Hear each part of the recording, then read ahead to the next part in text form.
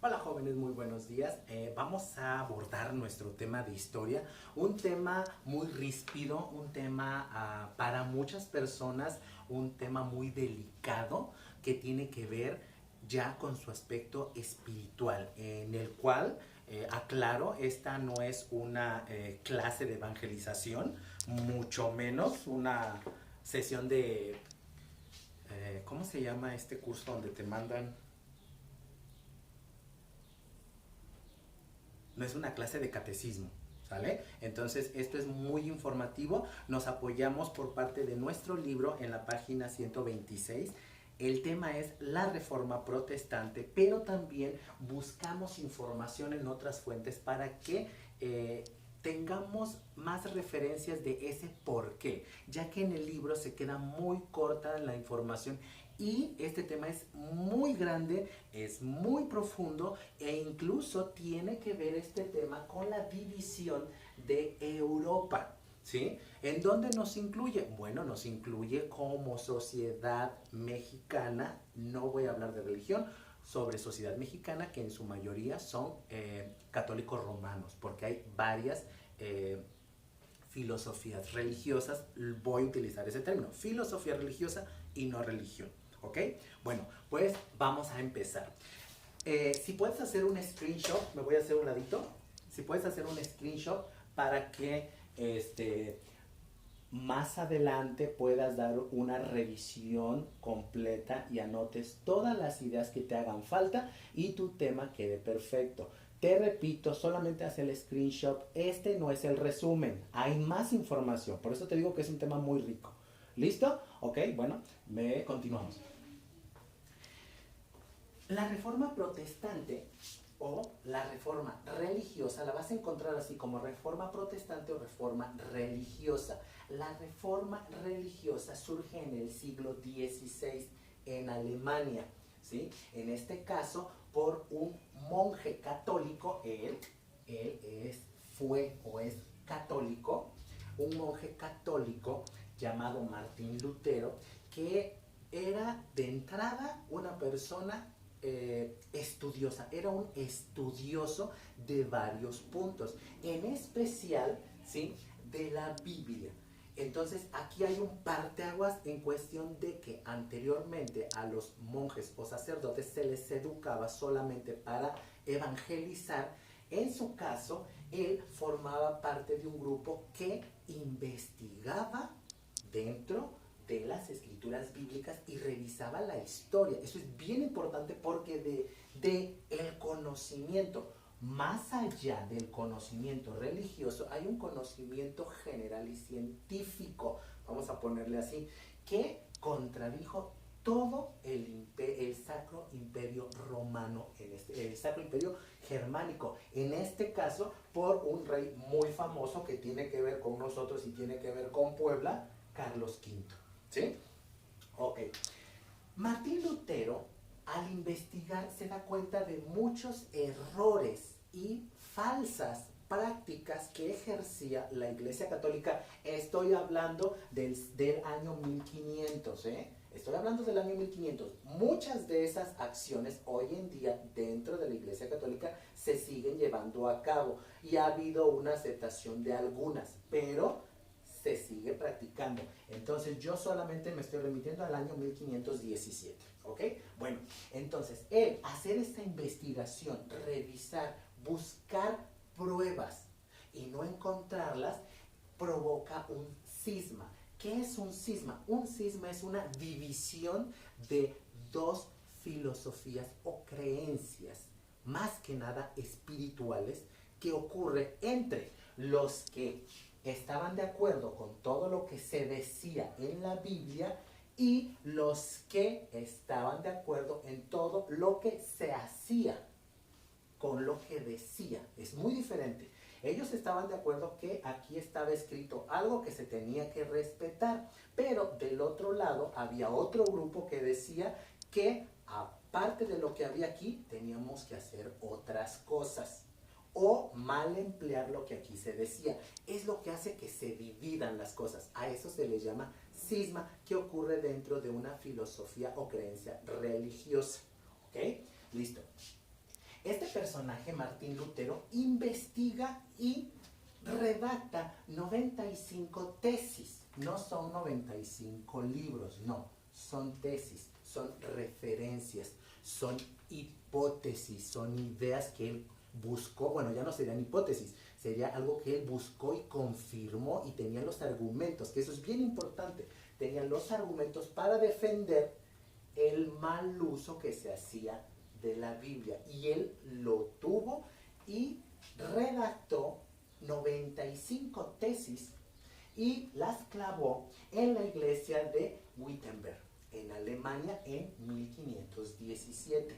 Hizo una protesta, salió de su convento, salió de su claustro, de su convento, fue a la iglesia, en este caso catedral, a la catedral de Wittenberg, que fue una catedral católica, y en la puerta de la entrada clavó las 95 tesis para que todas las personas se informaran del mal uso que se hacía de lo que aquí estaba redactado.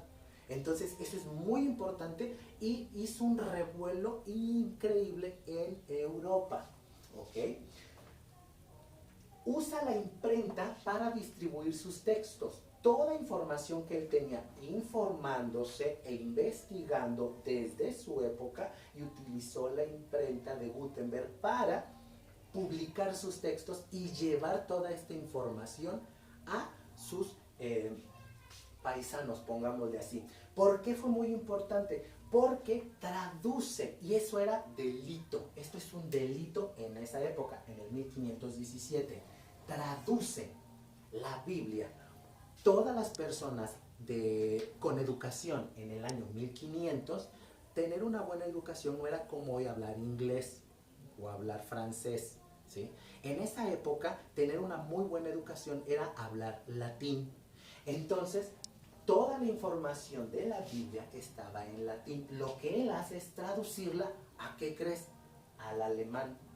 Y entonces, todas las personas que no tenían conocimientos en el latín empiezan a conocer la Biblia en su propia lengua. Y eso aterró en este caso, al Vaticano, al Papa. Lo aterra porque, como los religiosos hablaban latín, comunicaban la información a sus feligreses y la Biblia estaba en latín.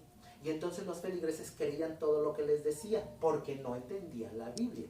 Cuando la traduce al alemán, empiezan a comparar lo que dice la Biblia con lo que hacía o hace la Iglesia Católica. Hasta ahí voy a tocar ese punto, ¿sí? Muy bien.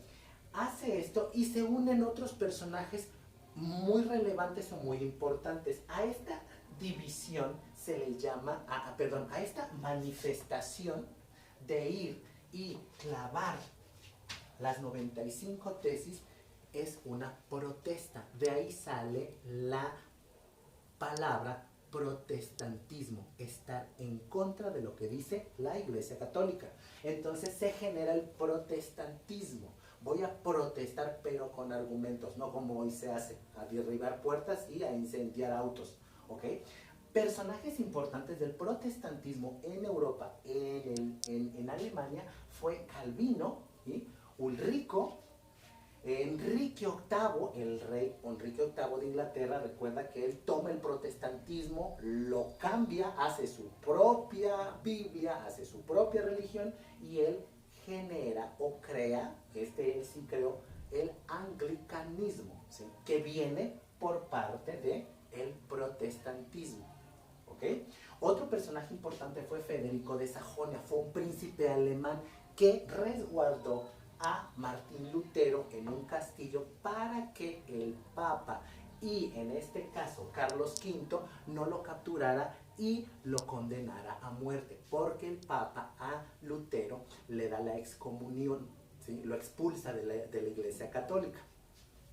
Para los que no son católicos, apóyense con alguien para que, si hay términos que no conozcamos, los compartamos, por favor, ¿sí? Entonces, ¿cuáles eran estos puntos que aterraron a la Iglesia Católica? Importante. Dentro de ellos se generó una corrupción en la Iglesia Católica.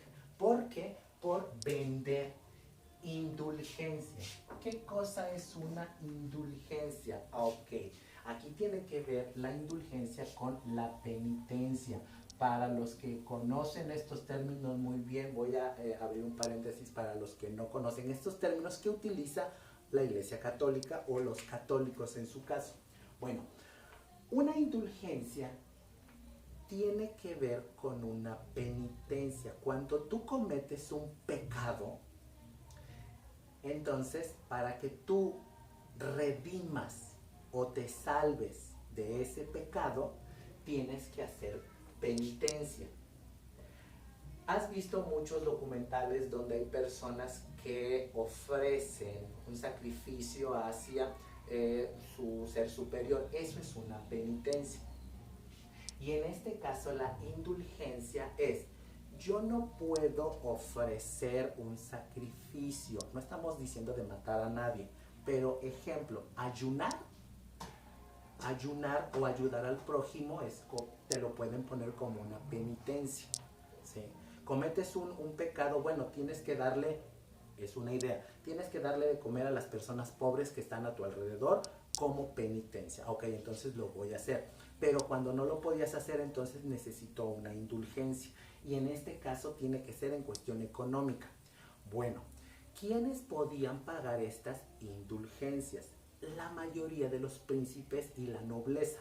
Las personas pobres no podían pagar estas indulgencias, entonces buscaban otra forma y trabajaban de más para que les condonaran ese pecado.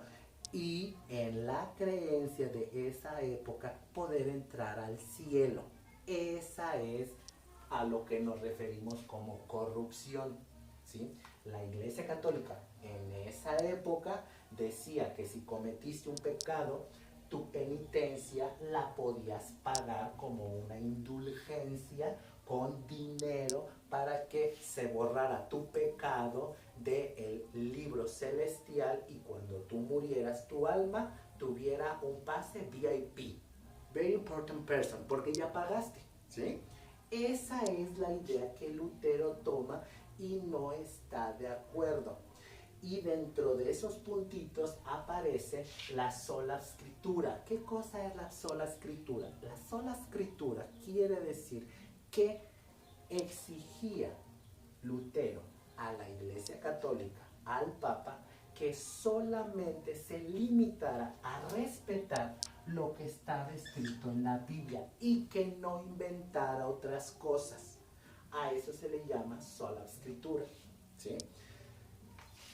Esto hace que se divida parte del Sacro Imperio de Carlos V y entonces se generen o se propongan dos religiones, los católicos romanos y los protestantes.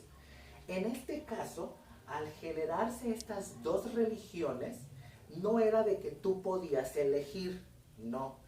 Aquí viene a ser un retroceso. ¿Por qué? Porque si este príncipe que forma parte de Alemania y este príncipe también que forma parte de Alemania, si en su pueblo había protestantes, pero él no está de acuerdo, todos tenían que ser católicos.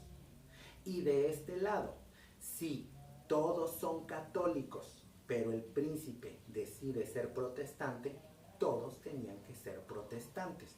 Tenían dos opciones los príncipes. Los príncipes, la nobleza, podía elegir qué religión ellos iban a imponer a sus súbditos. El súbdito no podía elegir su religión. Entonces, aquí hay un parteaguas en quién decide la fe de quién. Para la Europa de esa época, la fe la decidía el príncipe que estaba a cargo de ese territorio, ¿sí?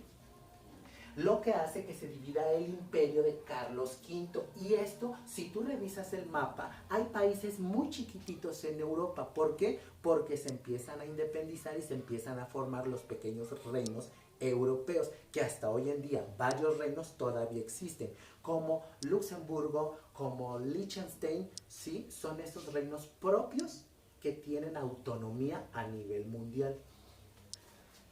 Después de esto, en el 1555, se firma la paz de Augsburgo. En este caso, ahí es cuando se acepta que los príncipes pueden elegir la religión que quieren que sus súbditos tengan. Y a esto se le llama para que se dejaran de estar peleando entre católicos y protestantes. ¿Sí?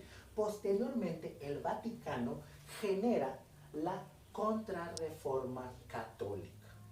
Entonces tenemos la reforma religiosa y la Contrarreforma Católica, que ese es un tema mucho más amplio y mucho más, un poquito complicado porque vienen muchos puntitos que no. Ok,